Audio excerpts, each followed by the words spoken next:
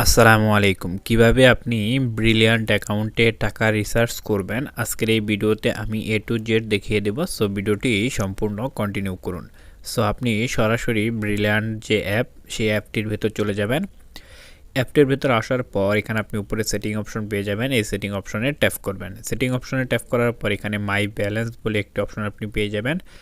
এই যে দেখতে পাচ্ছেন মাই ব্যালেন্স অপশন, এই মাই ব্যালেন্স অপশনে আপনি ট্যাপ করবেন। সো মাই ব্যালেন্স অপশনে যখন আপনি ট্যাপ করবেন তখন উপরে দেখুন আমার এখানে মাত্র 3 পয়সা রয়েছে। এখন আমি আপনাকে সরাসরি ব্যালেন্স অ্যাড করিয়ে দেখাবো।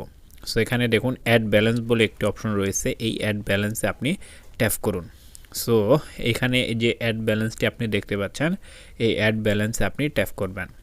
সো যখনই আপনি অ্যাড ব্যালেন্সে ট্যাপ করবেন তখনই আপনার সামনে একটা অপশন চলে আসবে, সেটা হচ্ছে যে আপনি রিসার্চ যে করবেন কত টাকা করবেন সেটার একটা অপশন চলে আসবে রিসার্চ অ্যামাউন্ট। এখানে আপনি যে কয় টাকা রিসার্চ করতে চাচ্ছেন সেটা এখানে বসিয়ে দেবেন।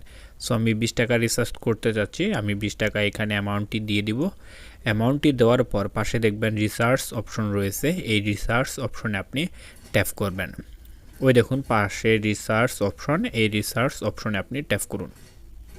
যখনই আপনি রিসার্চ অপশনে ট্যাপ করবেন তখন আপনার সামনে এরকম ইন্টারফেস আসবে। এখানে আপনি বিকাশ পেমেন্ট এই অপশনটিতে ট্যাপ করবেন। সো বিকাশ পেমেন্ট এই অপশনটিতে ট্যাপ করুন। ট্যাপ করার পর এখানে আপনাকে আপনার যে বিকাশ অ্যাকাউন্টের নাম্বার সেই নাম্বারটি এখানে টাইপ করতে হবে।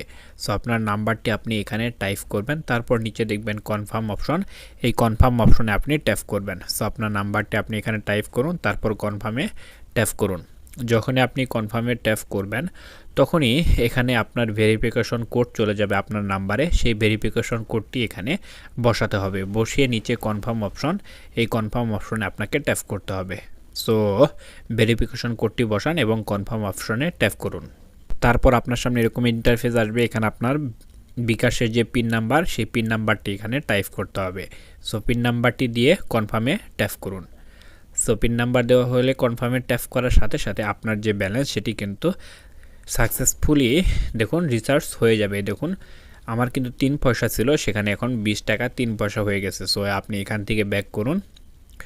ব্যাক করে আপনার যে মাই ব্যালেন্স অপশন, মাই ব্যালেন্স অপশনে আপনি চলে যান। যখন আপনি মাই ব্যালেন্স অপশন চলে যাবেন দেখুন এখানে কিন্তু 20 টাকা রিচার্জ হয়ে গেছে। আমার একটু আগে 3 পয়সা ছিল, এখন কিন্তু 20 টাকা 3 পয়সা হয়ে গেছে। সো আমি আপনাদের লাইভ প্রুফ সহ দেখিয়ে দিলাম কিভাবে আপনারা মাই ব্যালেন্সে গিয়ে ব্রিলিয়ান্ট অ্যাকাউন্টে ব্যালেন্স অ্যাড করবেন। সো এই ছিল আজকের ভিডিওটি কেমন লাগলো অবশ্যই কমেন্ট বক্সে কমেন্ট করে জানিয়ে দেবেন। আর এরকম ভিডিও সবার আগে পেতে অবশ্যই চ্যানেলটি সাবস্ক্রাইব করে পাশে থাকবেন।